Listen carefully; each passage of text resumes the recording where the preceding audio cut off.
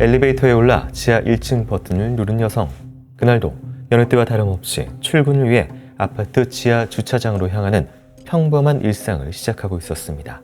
그런데 여성이 지하 주차장에 도착하여 엘리베이터에서 내리던 순간 갑자기 한 남성이 문 앞에 다가왔습니다. 남성의 손에는 번쩍이는 칼이 들려 있었습니다. 그리고 평범했던 하루는 한순간에 악몽으로 변하고 말았습니다. 대체 그날 그 한평 남짓한 공간에서 무슨 일이 벌어졌던 것일까?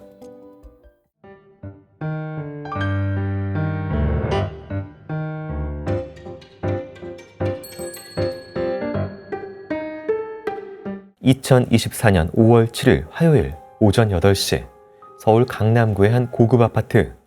주민들이 출근을 위해 집을 분주히 나서던 시간, 이 아파트에 거주하던 56세의 여성 김영희 씨와 그녀의 아들 28세의 남성 박동혁 씨. 둘은 집을 나서 차가 있는 지하 주차장으로 가기 위해 엘리베이터를 타고 지하 1층 버튼을 눌렀습니다. 알림음이 들리고 지하 1층에 도착한 엘리베이터의 문이 열리자 그 앞엔 한 남자가 서 있었습니다. 남자는 내리려는 아들 박 씨의 가슴을 손으로 밀쳐 엘리베이터 안으로 몰았습니다. 그리고 가방에서 회칼을 꺼냈습니다. 내리려던 모자는 갑자기 나타난 남성에게 위협을 당해 다시 엘리베이터 안으로 되밀려 들어갔습니다.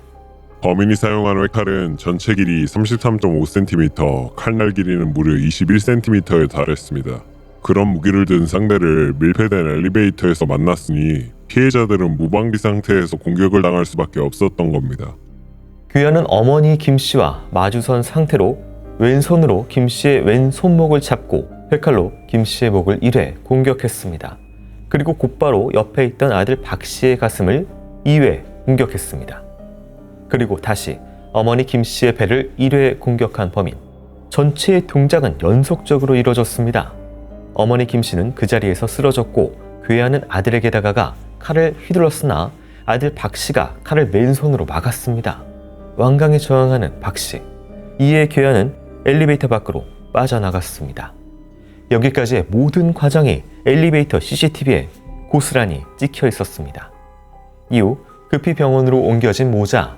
아들 박 씨는 전치 8주의 중상을 입고 목숨을 건졌으나 안타깝게도 어머니 김 씨는 병원에서 사망하고 말았습니다. 사인은 과다출혈이었습니다. 이건 전형적인 기습이죠. 흉기로 인한 기습인데 숫자도 많고 남녀. 아마 이 상황이면은 기습이 아니면은 목적을 달성하기 쉽지가 않았던 상황 같아요. 그리고 이제 강남의 고급 아파트는 아시다시피 보안 요원도 있을 수 있고 접근하는 데 만만치 않거든요. 그러니까 보통의 지상층에서는 어려워요. 그러니까 지하층, 지하에 엘리베이터인데 주차장과 연결되어 있는. 그러면 여기서 노린 거는 남성은 아닐 겁니다. 왜냐하면 남성 혼자를 노렸다고 하면 이 공간을 택하진 않았겠죠. 그러니까 이것은 여성을 노린 겁니다. 여성을 노리고 먼저 찔렀죠. 문제는 남성이 어떤 액션을 취하려고 하니까 먼저 제압해야 되겠다고 제압을 하고 다시 여성을 찔렀기 때문에 그럼 가장 먼저 놀린 건 여성이다. 왜냐하면 여성이 혼자 다니지 않고 남자가 일종의 보디가드처럼 다니니까 그걸 계획했다는 거지 않습니까? 그 상황을. 그럼 상당히 높은 계획성이 있는 상태에서 근데 도구 자체는 상당히 그 절명에 가까운 치명상을 입힐 정도라고 하면은 이거는 원한이 상당히 깊은 형태일 것 같다. 김 씨를 잔혹하게 살해한 남자는 과연 누구였을까? 그런데 범인의 정체는 빠르게 밝혀집니다. 범인이 범행 직후 흉기를 아파트 화단에 버리고 곧바로 경찰에 자수를 했던 것입니다. 그런데 범인의 얼굴을 본 수사 관계자들은 고개를 갸웃했습니다.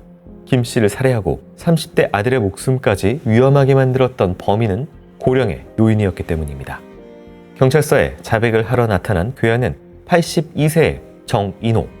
남자에겐 전과도 없었고 50년 넘게 착실하게 결혼 생활을 유지해왔고 손주와도 잘 지내는 평범한 노년의 남성이었습니다. 정 씨는 자신은 김 씨와 대화를 하고 싶었을 뿐 살해를 한 의도는 없었다고 주장했습니다. 회칼을 가져간 것은 김 씨가 계속 자신을 피하고 만나주지 않아 어쩔 수 없이 위협용으로 들고 왔다는 겁니다. 정 씨는 당시 엘리베이터에서 벌어진 상황에 대해 정확히 기억하지 못한다고 주장했습니다. 그런데 수사 과정에서 정 씨가 수년간 저지른 수상한 행적들이 드러났습니다. 그는 사건 발생 5년 전인 2019년부터 김 씨에게 수차례 지속적으로 폭력을 행사해왔던 것입니다. 2019년 7월에는 칼로 김 씨를 협박해 특수협박죄로 벌금 500만 원을 받았고, 같은 해 12월에는 폭행으로 2주의 상해를 입혀 벌금 150만 원을 받았습니다.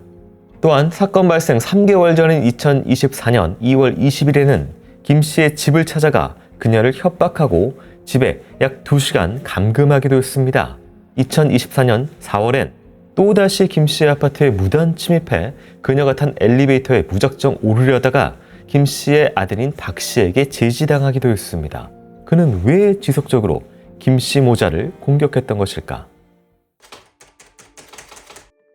그러니까 이게 그럼 스토킹이냐? 근데 스토킹이라긴 좀 애매해요. 가해자는 82세고 피해자는 50대, 60대. 그러니까 적지 않은 나이. 물론 그 나이도 뭐 스토킹이 있을 수 있지만은, 근데 전체적인 상황을 봐서는 일반적인 스토킹하고는 달리 무엇인가 할 말이 있는 상황에서 그것을 차단하는 그 상황이 반복돼서 그것이 원한이 돼서 공격을 했을 가능성이 높죠.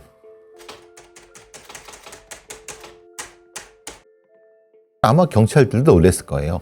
왜 이렇게까지 80대면 힘도 없고 뭐 보통 일반적으로. 근데 이게 꼭 이렇게라도 뭔가 해야 되는 굉장히 절박함이 있었겠구나 라고 생각을 하겠죠. 자신의 힘이 있고 상대방은 보디가드가 있고 뭐 이렇게 한다고 하면, 그러니까 한 방에 절명시킬 수 있는 뭔가를 했을 가능성이 있죠. 그만큼 이 가해자가 무엇인가 이것에 굉장히 강박이나 집착이 있었던 것 같다는 느낌이 들죠. 도주할 거라면 지하주차장을 선택하지도 않죠. 그러니까 범행의 완성을 생각하지 도주는 생각하지 않은 범죄 형태입니다. 그렇다면 범행의 완성이면 살해만 하면 됐다라고 처음부터 생각했어요. 살해보다는 자신을 보여주고 싶은 거죠. 내가 이만큼 화가 났고 뭔가라는 걸. 그 결과가 결국은 살해로 나타난 거겠죠. 사건으로부터 19년 전인 2005년, 정 씨는 지인의 소개로 김 씨와 처음 만나게 됩니다.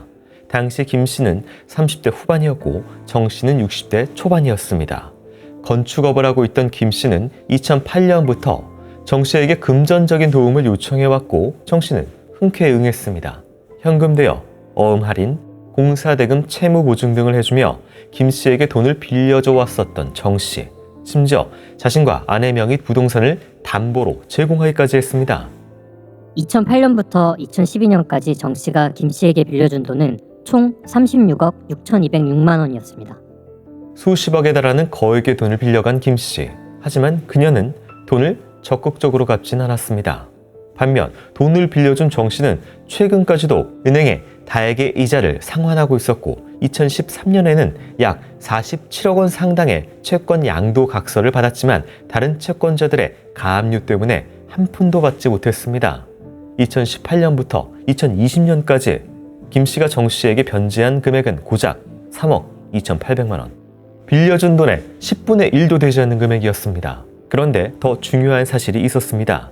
김 씨가 단순히 돈을 빌리고 능력이 부족해 갚지 못한 게 아니라 의도적으로 정 씨를 속여 돈을 가로챈 사기 행각을 벌였다는 점입니다. 김 씨는 당좌 수표가 부도날 걸 미리 알면서도 정 씨에게 할인 판매했던 것입니다. 아니, 부도가 예상된 당좌 수표를 속이고 판매했다는 거는 뭐 사실상 돈 빌리면서 애초에 갚을 의사가 없었다고 볼 수 있죠. 실제로 김 씨는 이러한 혐의점 때문에 2015년 특정경제범죄, 가중처벌 등에 대한 법률 위반, 즉 사기죄로 유죄 판결을 받은 전력이 있습니다. 게다가 정 씨는 2020년 김 씨를 상대로 채무를 상환하라는 민사소송을 제기해 2022년 승소 판결을 받아내기도 했습니다. 하지만 상황은 전혀 달라지지 않았습니다. 김 씨 개인 명의의 재산이 없었기 때문에 정 씨는 빚 변제를 거의 받지 못했고 판결문은 그저 휴지 조각이 되어버린 것입니다.